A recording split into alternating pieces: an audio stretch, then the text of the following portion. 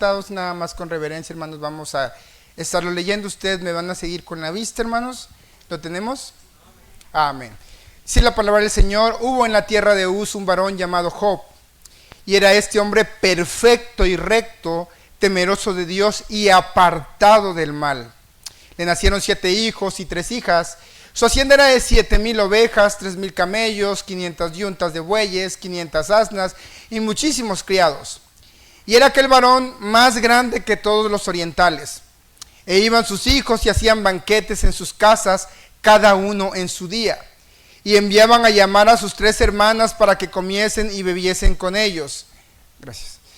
Y acontecía que, habiendo pasado en turno los días del convite, Job enviaba y los santificaba, y se levantaba de mañana y ofrecía holocaustos conforme al número de todos ellos, porque decía Job: quizá habrán pecado mis hijos y habrán blasfemado contra Dios en sus corazones, y de esta manera hacía todos los días. Un día vinieron a presentarse delante de Jehová los hijos de Dios, entre los cuales vino también Satanás. Y dijo Jehová a Satanás: ¿de dónde vienes? Respondiendo Satanás a Jehová dijo: de rodear la tierra y de andar por ella. Y Jehová dijo a Satanás: ¿no has considerado a mi siervo Job, que no hay otro como él en la tierra, varón perfecto y recto, temeroso de Dios y apartado del mal? Respondiendo Satanás a Jehová dijo: ¿acaso teme Job a Dios de balde o en vano? ¿No le has acercado alrededor a él y a su casa y a todo lo que tiene? Al trabajo de sus manos has dado bendición, por tanto sus bienes han aumentado sobre la tierra. Pero extiende ahora tu mano y toca todo lo que tiene, y verás si no blasfema contra ti en tu misma presencia. Dijo Jehová a Satanás: he aquí todo lo que tiene está en tu mano, solamente no pongas tu mano sobre él. Y salió Satanás de delante de Jehová. Y un día aconteció que sus hijos e hijas comían y bebían vino en casa de su hermano el primogénito. Y vino un mensajero a Job y le dijo: estaban arando los bueyes y las asnas paciendo cerca de ellos. Y acometieron los sabeos y los tomaron y mataron a los criados a filo de espada. Solamente escapé yo para darte la noticia. Aún estaba hablando cuando vino otro que dijo: fuego de Dios cayó del cielo, que quemó las ovejas y a los pastores y los consumió. Solamente escapé yo para darte la noticia. Todavía estaba hablando y vino otro que dijo: los caldeos hicieron 3 escuadrones y arremetieron contra los camellos y se los llevaron y mataron a los criados a filo de espada. Solamente escapé yo para darte la noticia. Entre tanto que hablaba, vino otro que dijo: tus hijos y tus hijas estaban comiendo y bebiendo vino en casa de su hermano el primogénito.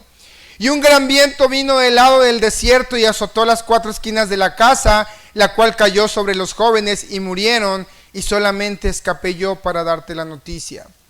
Entonces Job se levantó y rasgó su manto y rasuró su cabeza, se postró en tierra y adoró.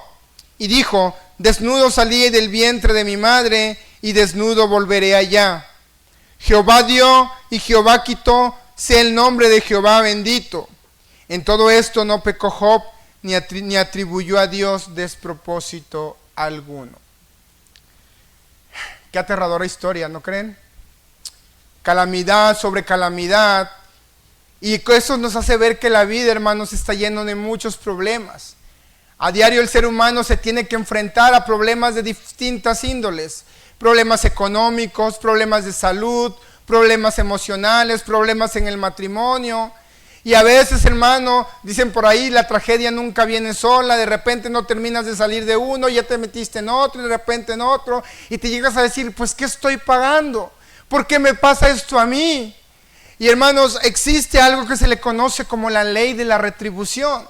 La ley de la retribución nos ha enseñado que la gente que obra bien le tiene que ir bien, y a la gente que obra mal le va a ir mal. La ley de la siembra y la cosecha. En parte esto es cierto, pero ¿qué pasa con la gente justa? ¿Qué pasa con la gente íntegra? Y en este episodio, en esta disertación que hoy voy a dar, me voy a enfocar en los cristianos, en los creyentes. ¿Por qué si nosotros somos cristianos, somos gente buena socialmente hablando, hacemos el bien, venimos a la iglesia, cumplimos con lo que Dios nos manda en mayor o menor medida, ¿por qué Dios nos manda calamidades a nuestras vidas? El mundo podría decir, ¿por qué le pasa cosas malas a la gente buena? Asumimos lo que dice la ley de la retribución, a la gente mala le tiene que ir pésimo. Pero en la historia de Job vemos todo lo contrario, hermanos. Ve a Job, no solamente Job no se consideraba a sí mismo una persona justa. ¿Quién era quien consideraba a Dios una persona justa? Dios mismo. Cuando Satanás se presenta ante Dios, Dios le presume, por así decirle a Satanás, ¿quién era Job? ¿No has considerado a Job? Un hombre íntegro, un hombre intachable, un hombre recto, apartado de todo mal. Dios presume a Job como era. Y Satanás desafía a Dios diciéndole, ¿acaso te teme en vano, Job? Mira todo lo que le has dado. Satanás estaba desafiando a Dios al insinuar que Job le era fiel por todo lo que Dios le daba. Por eso Dios permitió que Satanás atacara a Job para desmentirlo, y eso lo vamos a ir viendo más adelante. Pero aquí lo que quiero enfocar, hermano, es que Job era una persona íntegra, una persona intachable y apartada del mal, y aún así tuvo que sufrir fuertes calamidades. Satanás supo dónde pegarle a Job para ver si la confianza de Job se iba al suelo. Y muchos cristianos podemos pasar calamidades así. Y vamos a ir viendo, hermanos, vamos a responder hoy a 3 preguntas. ¿Por qué Dios permite la tragedia en mi vida o la calamidad en mi vida? ¿Cómo puedo soportar dicha calamidad y dónde puedo encontrar consuelo? Oremos, hermanos. Señor, te damos gracias en esta mañana por tu gran amor y por tu palabra, Señor. Señor, que esta mañana tu palabra abra nuestras vidas, que tu palabra abra nuestros corazones, Señor. El propósito de esta palabra, Señor, es primeramente, Señor, que encontremos consuelos en las palabras de vida eterna, Señor. Como seres humanos a diario pasamos problemas, tristezas, enfermedades y un montón de calamidades, Señor. Y probablemente a veces no sabemos dónde encontrar la salida, Señor, pero gracias a Dios por tu palabra que nos muestre el camino, Señor, que nos lleva hacia Cristo y ese descanso que tú nos das. Señor, consuela los corazones en esta mañana, levanta al caído con esta palabra, Señor. Quítame de en medio, Señor, y que sea tu Espíritu Santo hablando en esta mañana. Y que toda la gloria, toda la honra y toda la alabanza y el poder sean para Cristo únicamente. En el nombre de Jesús. Amén. ¿Por qué Dios permite la tragedia en mi vida? ¿Por qué si yo soy un buen cristiano? ¿Por qué si yo no falto a los cultos? ¿Por qué si yo me he apartado del mal? He tratado de vivir acorde a la Biblia. ¿Por qué Dios permite que yo pase calamidad? Y una vez yo casi estuve a punto de preguntarme lo mismo. ¿Por qué? O sea, ¿por qué no he tenido un respiro? Año con año estoy sepultando un ser querido. Podría preguntarme eso. Pero hermanos, nosotros como cristianos deberíamos de saber que eso hasta cierto punto es normal. Desafortunadamente hoy en muchas iglesias pulula el evangelio de la prosperidad que te promete vida plena en Cristo, que sí la hay, pero no de la forma que ellos la presentan. La gente del mundo dice, la gente buena tiene que cosechar prosperidad, éxitos, buena vida, fortuna. Y cuando nos llega la calamidad, lo primero que tendemos a decir, algo está pagando, algo hizo. Para que le esté yendo por como le está yendo es porque algo hizo. En la antigüedad, hermanos, de hecho cuando vemos a Cristo, en la época de Cristo, se creía también eso. Recuerde cuando le preguntaron, ¿quién de estos pecó más? Y hermanos, Jesús le dijo, no es que haya quien haya pecado más, sino que estas cosas se permiten para que Dios sea glorificado. Entonces, hermanos, cuando nos llega la calamidad como seres humanos, y es súper entendible, hermanos, que como seres humanos nos cuestionamos a veces, ¿por qué a mí? Y sobre todo cuando nos llueve sobre mojado, como dicen algunos por ahí, hermanos. Y podemos vernos tentados también a decir, ¿por qué le pasan cosas malas a la gente buena? ¿Por qué a mí si yo no falto en las cosas? No soy perfecto, pero he tratado de guardar. Y nos creemos a veces justos en nuestra propia opinión. Pero cuando vemos la historia de Job, hermanos, vemos que Contrario a lo que algunos creen, Job era un hombre justo, temeroso de Dios, o como lo dice una traducción, de absoluta integridad. Y me llama mucho la atención cuando dice de absoluta integridad, porque la palabra integridad significa hacer lo correcto aun cuando nadie te ve. Y Job lo hacía, hermanos. Job lo hacía. Fíjese lo que dice ahí en el versículo 4. Dice que sus hijos hacían banquetes en sus casas, cada uno en su día, y enviaban a llamar a sus 3 hermanas para hacer fiesta. Y acontecía que habiendo pasado en turno los días del convite, fíjese lo que hacía Job. Job enviaba y los santificaba, y se levantaba de mañana y ofrecía holocaustos conforme al número de todos ellos, porque decía Job: quizá habrán pecado mis hijos y habrán blasfemado contra Dios en sus corazones. Dice que él hacía esto todos los días. Hermanos, qué gran ejemplo de integridad.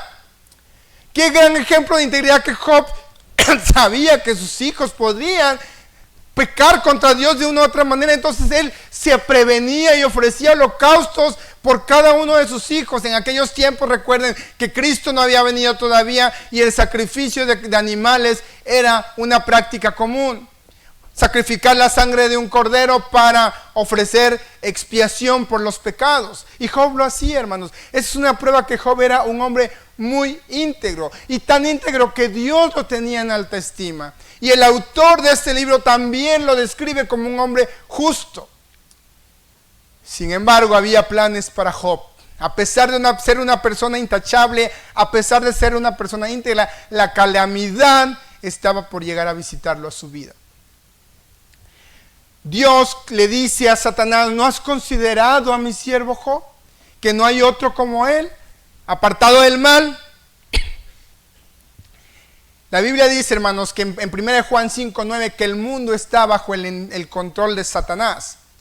Y Satanás desafió a Dios al insinuarle que aunque Job adoraba a Dios por todo lo que le había dado. Y entonces le dice Dios a Satanás: todo lo que tiene está en su mano, nada más no toque su vida. Y hermanos, recuerden que Satanás, dice la Escritura, que él es como un león rugiente que anda buscando a quien devorar. Hermanos, si usted cree que Satanás es un monito de cuernitos de color rojo con una colita y con un tridente, está muy equivocado. Satanás es un enemigo mortal. La Escritura dice que Satanás es un enemigo que vino a robar, a matar, destruir. Él no está jugando.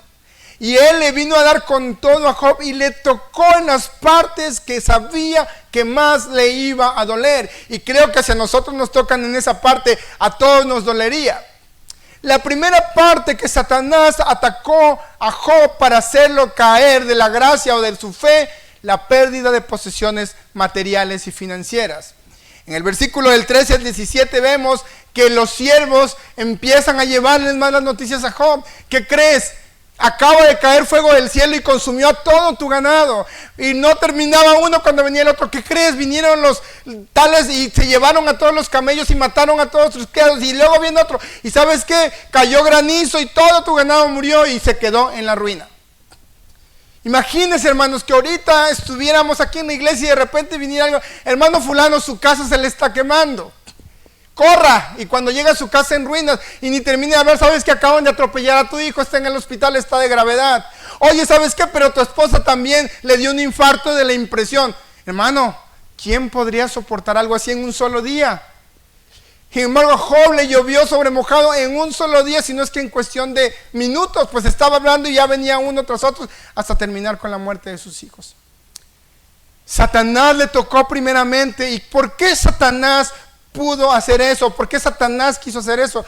Porque Satanás quería demostrar que Job le era fiel a Dios por las posesiones materiales que él tenía. Él quería demostrarle a Dios que el ser humano es capaz de vender su alma por dinero. Y hermanos, la fe de Job estaba siendo probada. Imagínense que Job hubiese tenido realmente su esperanza y su confianza en sus bienes materiales. Job se hubiese desmoronado y hubiese renegado contra Dios.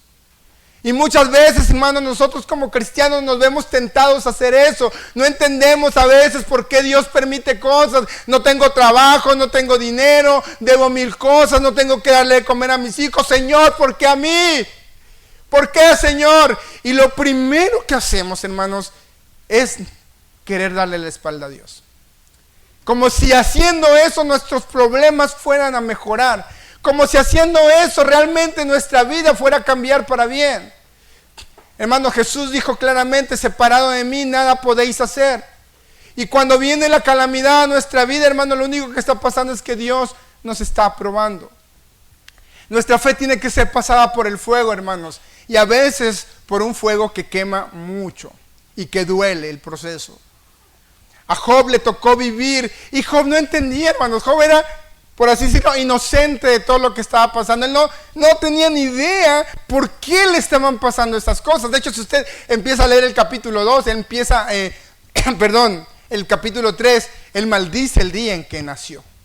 No sean contados en los calendarios, no se acuerden de cuando yo salí de la matriz de mi madre, porque su dolor era muy grande todo lo que le estaba pasando. Segundo punto que Satanás atacó fue la pérdida de sus seres queridos, y lo vemos ahí en el versículo 18 en adelante. Un fuerte viento azota la casa, cae sobre sus hijos y todos mueren. ¿Qué más podía pasarle a Job? Parece que ese día no fue su día. Y no solamente eso, hermanos. Hay algo que también nos puede tocar muy fuerte y que desafortunadamente nos puede llevar a pecar contra Dios. La pérdida de la salud. Vaya a Job capítulo 2. Job capítulo 2 y el versículo 4 al 8 dice: respondiendo Satanás dijo a Jehová: piel por piel todo lo que el hombre tiene dará por su vida. Pero extiende ahora tu mano y toca su hueso y su carne, y verás si no blasfema contra ti en su misma presencia. Y Jehová dijo a Satanás: he aquí él está en tu mano, mas guarda su vida. Entonces salió Satanás de la presencia de Jehová e hirió a Job con una sarna maligna desde la planta del pie hasta la coronilla de la cabeza. Y tomaba a Job un tiesto para rascarse con él, y estaba sentado en medio de ceniza. Después, hermanos, de que pasa todo lo que tiene que ver con la pérdida de sus posesiones materiales, con la pérdida de sus seres queridos, Satanás no se queda contento. Va otra vez ante Dios y otra vez Dios le vuelve a decir: ¿ves a mi siervo Job? No pecó a pesar de lo que pasó. Entonces Satanás dijo: bueno, ve todo lo que tiene, toca su cuerpo y vas a ver si no blasfema contra ti. Y se fue contra su salud. Hermanos, una de las cosas más dolorosas que le puede pasar al ser humano es perder la salud. Y estaba viendo, hermanos, en estos días, de hecho el día del viernes, se llevó a cabo una eutanasia por primera vez en Colombia. Un joven que había sufrido mucho durante años de un cáncer, él decidió poner fin a su vida, tristemente. Y digo tristemente porque, hermanos, aunque el mundo ahorita aboga por ciertas causas como algo piadoso, sabemos que el único que puede quitar la vida es Dios. Ni usted y yo tenemos ningún derecho de quitarnos la vida. Y legalmente él decidió terminar con su vida. Y lo inyectaron el viernes al mediodía y falleció. Satanás sabe, hermanos, que nuestra salud es un tesoro importante. Y cuando estamos enfermos de alguna enfermedad tan espantosa como el cáncer o algo terminal que nos está haciendo sufrir, por ahí podríamos vernos tentados de renegar contra Dios, de pecar contra Dios y otra vez pedirle: Señor, ¿por qué? Pero Job, hermano, siguió íntegro, siguió fiel a Dios a pesar de lo que estaba pasando. Satanás no logró su propósito a pesar de lo que le había pasado y que en ese momento le salió una sarna, hermanos. ¿Ha visto a los perros sarnosos cómo andan? Qué horribles se ven y nada más están rasque y rasque porque la comezón. Ahora imagínense en un ser humano, él se sentaba sobre ceniza porque las llagas le lastimaban y con un tiesto se tenía que rascar. Hermanos, y a los que hemos tenido esa enfermedad que le salen a los niños, ¿cómo se llama? La varicela, es algo asqueroso y horrible. Imagínense una sarna que dolía, hermanos. Entonces, hermanos, cuando Dios manda ese tipo de pruebas, nos tendemos a preguntar: Señor, ¿por qué otra vez esta calamidad me está pasando? Y aunado a eso, pierde el apoyo de los suyos. Su esposa viene y le dijo: aún retienes tu integridad, ya maldice a Dios y muérete. Y sus amigos, en vez de irlos a consolar, van y le empiezan a decir: algo estás pagando. De seguro estás en tu pecado y Dios te está castigando por tu pecado. Y ahí, hermanos, Job, la Biblia dice que cuando llegaron sus amigos, no hablaron ninguna palabra con él porque vieron que el dolor de Job era muy grande. ¿Qué haríamos usted y yo si nos pasara algo como Job? Dicen por ahí, todos aman la historia de Job hasta que nosotros somos Job. Y es muy duro, hermanos. Es muy duro pasar por una calamidad. Es muy difícil pasar una calamidad. ¿Cómo puedo entonces yo soportar la calamidad como cristiano? ¿Cómo puedo entender cuando Dios permite que la tragedia visite a mi vida? ¿Cómo puedo soportar esa tragedia sin verme tentado a cuestionar a Dios, sin verme tentado a renegar contra Dios? Y hermanos, se lo aseguro que el día que usted le visite la maldad se verá tentado a cuestionar a Dios. Y se lo digo con conocimiento de causa. Y no voy a hablar de mí, hermanos, pero creo que todos aquí han sido testigos que la desgracia ha llegado a mi vida en estos últimos 3, 4 años. El 17 de agosto de 2022 pierdo a mi hermano. Justo el día de mi cumpleaños, 6 meses después muere el papá de mi papá, que fue como mi padre segundo. Al año muere la mamá de mi mamá. Y 3 meses después, es decir, hace 2 semanas, exactamente un día después de mi cumpleaños y 2 años de la muerte de mi hermano, fallece mi mamá. Hermanos, es algo muy duro. Es algo terrible perder tantos seres queridos tan seguidos y que uno dice, Señor, o sea, yo me vi tentado en cuestionar a Dios y se lo comentaba al pastor. A veces, hermanos, el dolor es tan fuerte que no sabes qué hacer con él. A veces no sabes por qué te están pasando las cosas y si llegas también a cuestionarte a ti mismo, Señor, ¿qué estoy haciendo mal? ¿Por qué me está pasando tanto estas cosas? Señor, perdóname. Si hay un pecado oculto que yo no te he confesado, ten misericordia. Pero ya, Señor, ten misericordia. Y es doloroso. Y cuando leo la historia de Job, pues obviamente no se compara porque a él le fue peor. Yo con esto ya me ando muriendo, no sabría qué hacer si me pasa lo que le pasó a Job. Hermanos, pero cuando nosotros entendemos que la vida cristiana no significa que por ser cristiano me va a ir bien siempre, es cuando podemos empezar a soportar la calamidad. Y es cuando el dolor, a pesar de lo intenso y de lo fuerte que está ahí, podemos ir soportando la calamidad. ¿Cómo puedo soportar la calamidad? Fíjense lo que dice Job 1:20 al 22. Entonces Job se levantó y rasgó su manto y rasuró su cabeza. Y aquí está una palabra, una frase clave. Y se postró en tierra y adoró. Y dijo, desnudo salí del vientre de mi madre y desnudo volveré allá. Jehová dio y Jehová quitó, sea el nombre de Jehová bendito. Y otra palabra clave o frase clave que dice, en todo esto no pecó Job, ni atribuyó a Dios despropósito alguno. ¿Qué significa esto? Número 1, Job no entendía lo que estaba pasando. Job no sabía lo que estaba pasando, sin embargo, su actitud fue de postrarse y adorar a Dios. Él dijo, Él me lo dio todo y Él me lo quitó todo, sea el nombre del Señor bendito. Oh, hermano, qué duro es decir eso en medio de una calamidad. Qué difícil es adorar al Señor cuando tienes un ser tan querido en un ataúd o en un hospital entubado, donde tu corazón se arruga y no sabes qué más hacer. Sin embargo, hermanos, cuando entendemos que Dios está en control de la situación, la calamidad se vuelve más soportable. Job no sabía que Dios tenía todo bajo control, porque Dios tenía todo bajo control.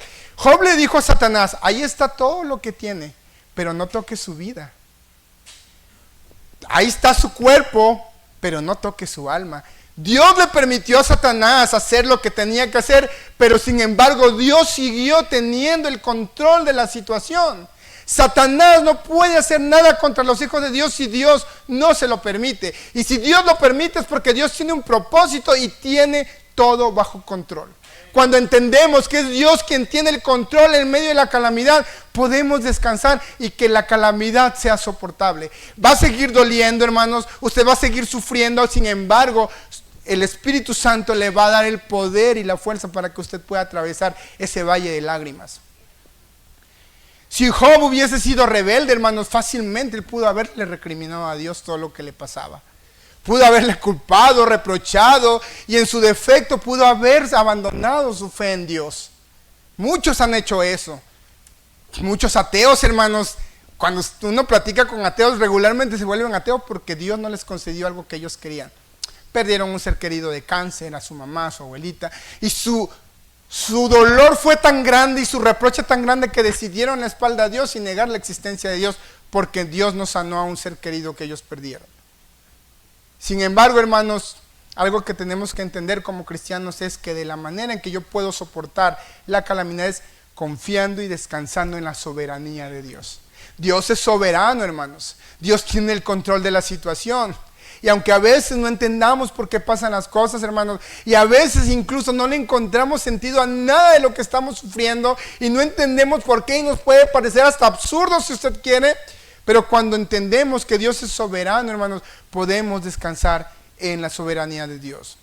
Decir, Señor, yo no entiendo qué es lo que está pasando, pero yo sé que tú tienes un propósito. Mira, hermanos, Dios no hace nada a ciegas. Y Dios no hace nada al ahí se va. Todo lo que Dios hace tiene un propósito, que ahorita no entendemos. Y nuestra mente humana se puede preguntar mil cosas, pero en su momento Dios nos va a revelar su propósito de por qué nos tuvo que pasar por la calamidad. Hermanos, si usted como cristiano no sufre calamidad, yo sí me cuestionaría.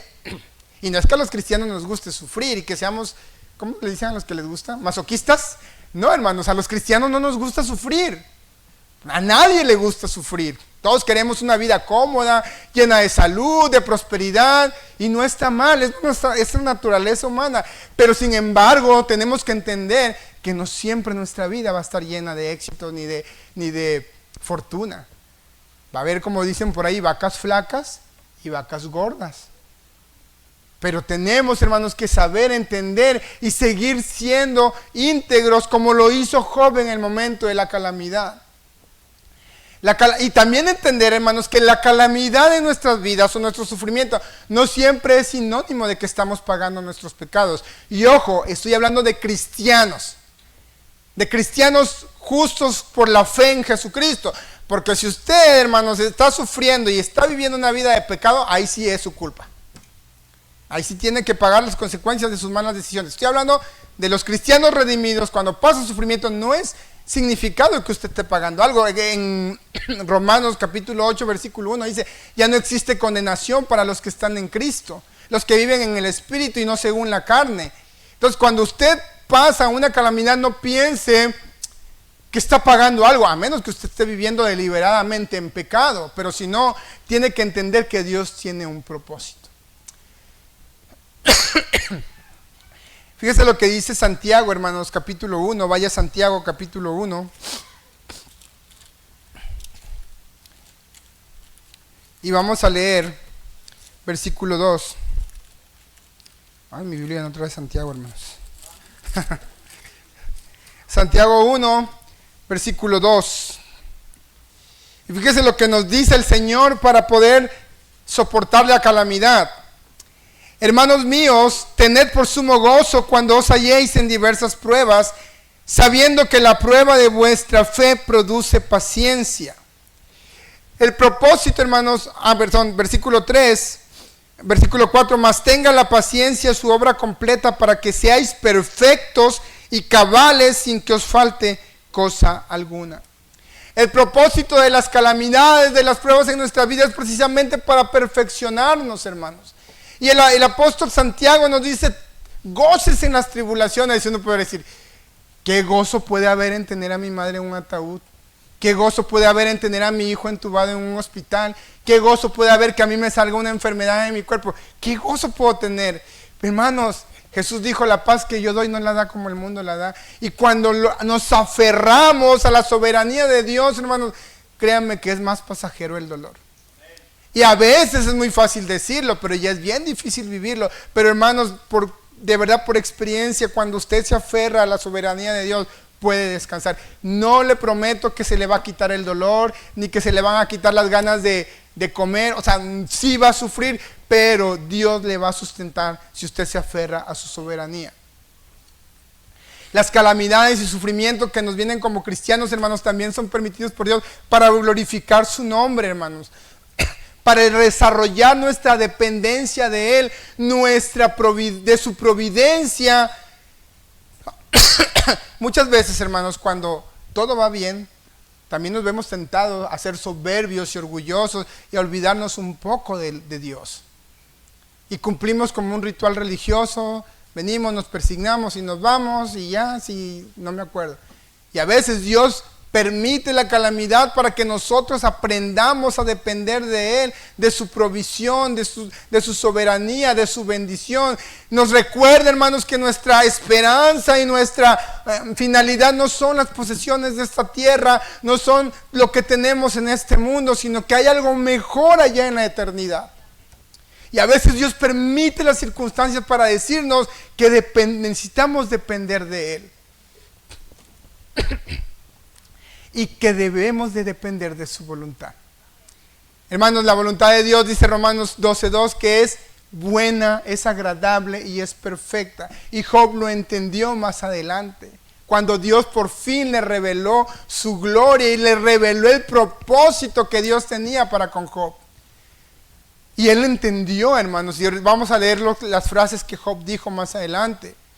Y hermanos, nosotros vamos a ir entendiendo conforme nuestro caminar con Cristo el por qué Dios permite esas calamidades. Yo no tengo hijos, pero yo supongo que el ver un hijo hospitalizado o el decir que se te murió un hijo debe ser un dolor. Ni siquiera encuentro las palabras. Y lo viví con mi madre y lo viví con mi abuela cuando ambos perdieron a sus hijos. Y Dios me libre de experimentar un dolor así. Debe ser horrible, pero sin embargo, hermanos, aún en la circunstancia más oscura, donde usted sienta que ya no hay fondo que tocar, aún en medio de eso, Dios tiene el control. Y Dios está sosteniendo de su mano, y eso debe de hacernos soportar la calamidad. Santiago 1:12 dice en la Nueva Traducción Viviente, lo voy a leer en esa traducción, dice lo siguiente: Dios bendice a los que soportan con paciencia las pruebas y las tentaciones, porque después de superarlas recibirán la corona de vida que Dios ha prometido a quienes lo aman. Cuando entendemos eso, hermanos, y soportamos la prueba, Dios nos da el poder y la fuerza para soportar la calamidad. Me comentaba la esposa del pastor y tiene sentido con lo que la Biblia enseña, es que cuando viene una tempestad muy grande, al final vienen bendiciones muy grandes. Y no lo dudo, hermanos. No lo dudo, porque Dios es bueno, pero hemos escuchado la analogía de ese famoso cántaro bonito, ¿no? Floreado, que es un jarrón carísimo. Pero ese jarrón, para estar en un buró o en una casa lujosa, tuvo que pasar por un proceso muy feo. El alfarero lo hizo trizas, lo volvió a moldear y le dio vueltas y luego va para el horno a cocerse. Pasó por el fuego, pero se convirtió en un hermoso jarro. Las pruebas, la paciencia, las pruebas, las calamidades, dice el apóstol Santiago, que es para perfeccionarnos para la gloria de Dios. El apóstol Pablo dice que es mediante tribulaciones es necesario que entremos al reino de los cielos. Entonces, hermano, la vida cristiana no es una vida bonita en este sentido. Es una vida maravillosa porque en Cristo tenemos plena satisfacción, en Cristo tenemos necesidades cubiertas, pero eso no significa que usted y yo no vamos a pasar calamidades. Si usted un día escucha a alguien predicando, Dios va a cambiar tu vida y Dios tiene un plan maravilloso para tu vida y tu vida va a cambiar, sí y no. Y que te va a traer éxito y prosperidad, mentira. Platicaba con un amigo hace poquito y yo le decía, él decidió entregar su vida a Cristo, y yo le decía, has tomado la mejor decisión, pero te tengo que advertir algo, no la vas a pasar bien, te van a venir problemas, va a parecer que en vez de que tu vida cambie para bien, vas a ver como si fuera lo contrario. No pasaron ni 2 semanas cuando pum, le empezaron a venir un montón de problemas. Problemas con su familia, problemas en su trabajo, le pasó muchas cosas, golpes y tal. O sea, y cuando platicábamos me decía, es que desde que me acerqué a la iglesia me han estado pasando muchas cosas malas. Te lo dije. Y yo le decía, tú gózate y alégrate, porque eso significa que Dios ha visto en ti algo y Dios te ha elegido para la salvación. Y si tú no tienes problemas, significa que entonces algo anda mal allí. Los cristianos que no sufren pruebas, que no sufren lucha, hermano, cuidado. Satanás no molesta a los que están haciendo su voluntad, a eso ni los topa, como dice la chaviza. Se va sobre aquellos que considera un peligro.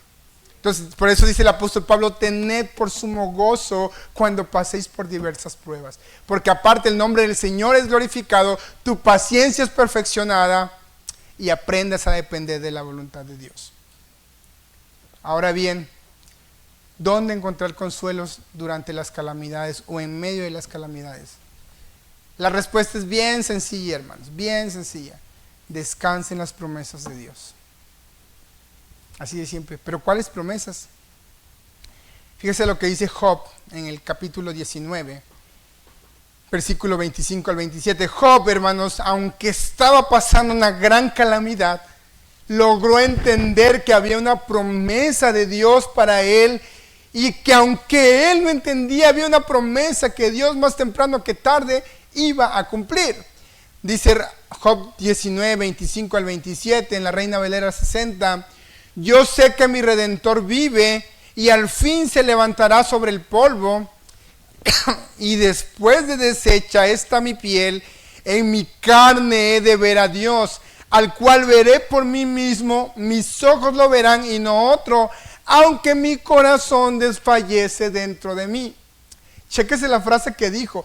Él estaba en su dolor en ese momento. Él decía, mi corazón desfallece dentro de mí, pero yo sé que mi Redentor vive.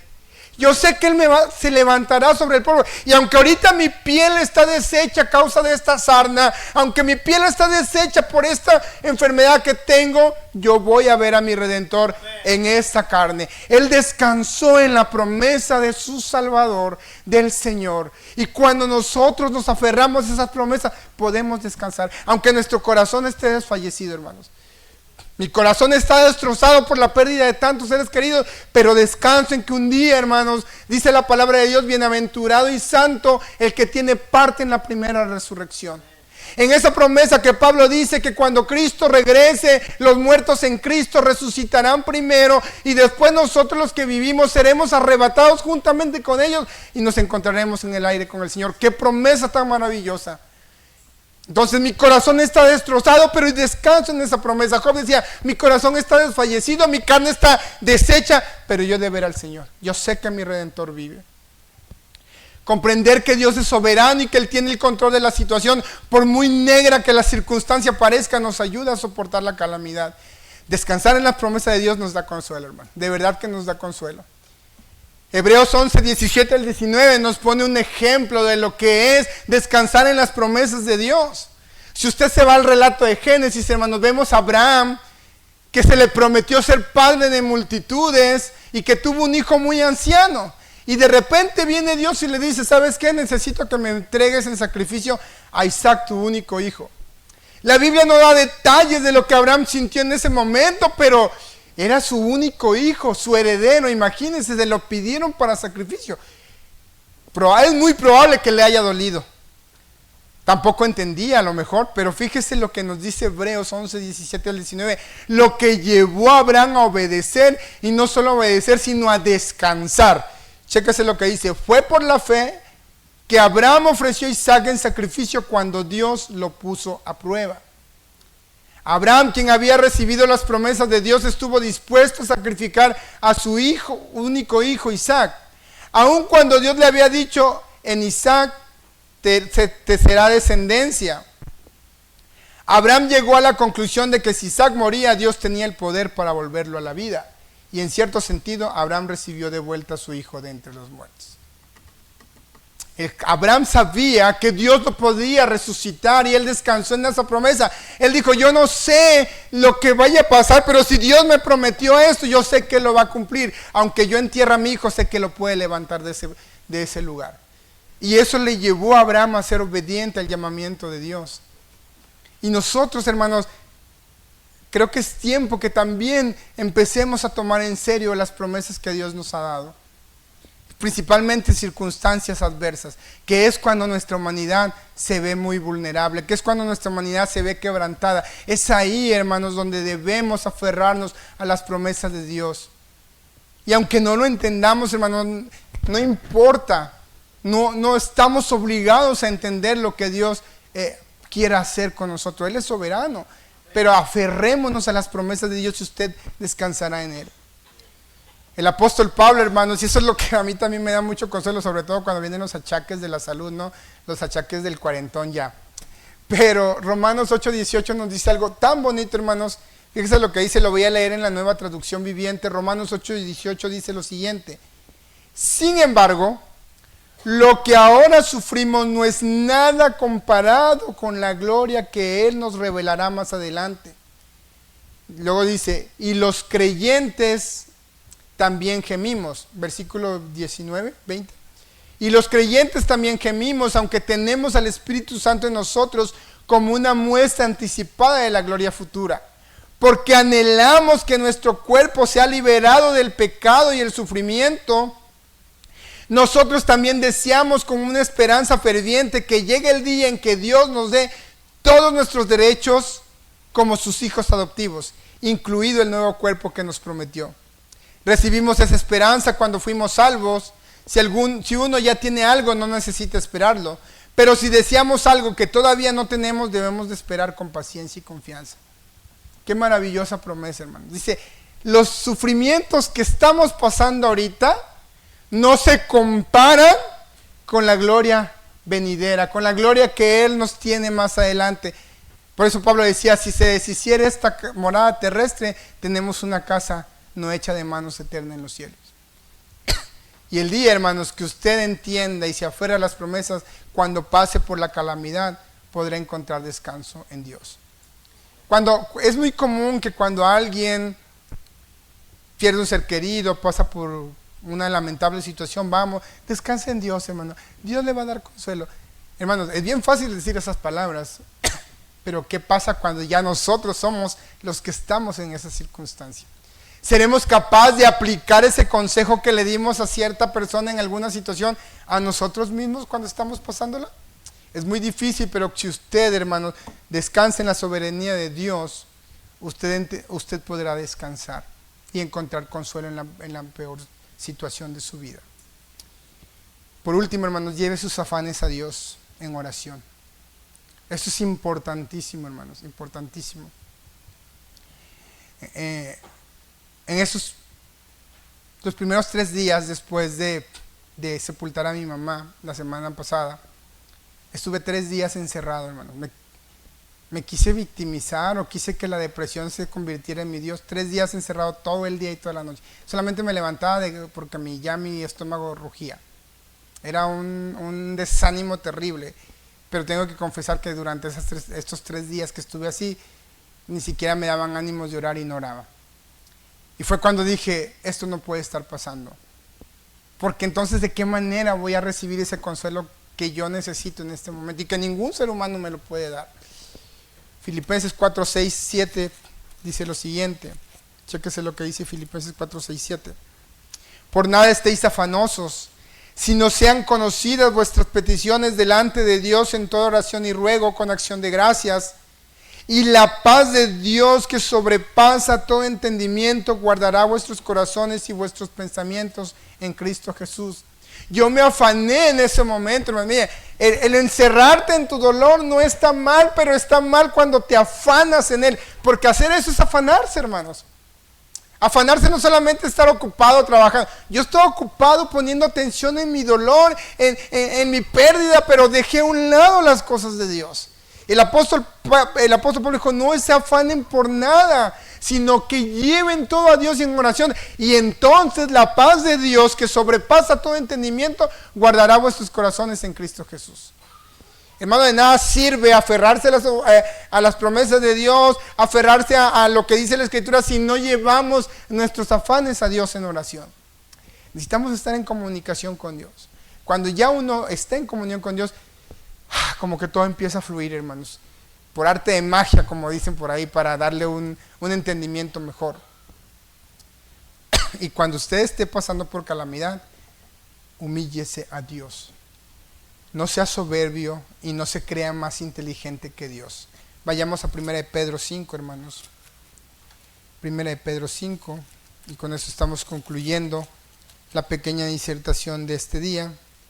1 de Pedro capítulo 5, versículo 6, dice, Humillaos pues bajo la poderosa mano de Dios para que Él os exalte cuando fuere tiempo, echando toda vuestra ansiedad sobre Él porque Él tiene cuidado de vosotros. Sed sobrios y velad, porque vuestro adversario el diablo como león rugiente anda alrededor buscando a quien devorar, al cual resistid firmes en la fe, sabiendo que los mismos padecimientos se van cumpliendo en vuestros hermanos en todo el mundo. Mas el Dios de toda gracia, que nos llamó a su gloria eterna en Jesucristo, después que hayáis padecido un poco de tiempo, Él mismo os perfeccione, afirme, fortalezca y establezca. A Él sea la gloria y el imperio por los siglos de los siglos. Amén. Fíjese lo que dice Pablo, que ese Dios los perfeccione, los afirme, fortalezca y establezca, pero primero, ¿qué pasa? Después que hayáis padecido un poco. Como cristianos vamos a padecer, vamos a tener calamidades, hermanos, pero Dios tiene el control de la situación. Y humillarnos ante Dios nos ayudará, hermanos, a que Él cuide de nosotros, que Él nos dé la fortaleza. Como conclusión, hermanos, sufrir en este mundo como cristianos es un deber ser. Nos van a esperar muchas tribulaciones, muchas calamidades. Yo no sé qué es lo que va a pasar mañana con nosotros, pero lo que sea que vaya a pasar, hermanos, recordemos que lo suficiente en esta vida nos ayuda a perfeccionar nuestra fe en Cristo y nada se compara a lo que viene en el futuro. Y como dice el apóstol Pablo, y el mismo Dios de paz os santifique por completo todo vuestro ser, espíritu, alma y cuerpo, sea guardado irreprensible para la venida de nuestro Señor Jesucristo. Fiel es el que os ha llamado y también el que lo hará. Que Dios los bendiga.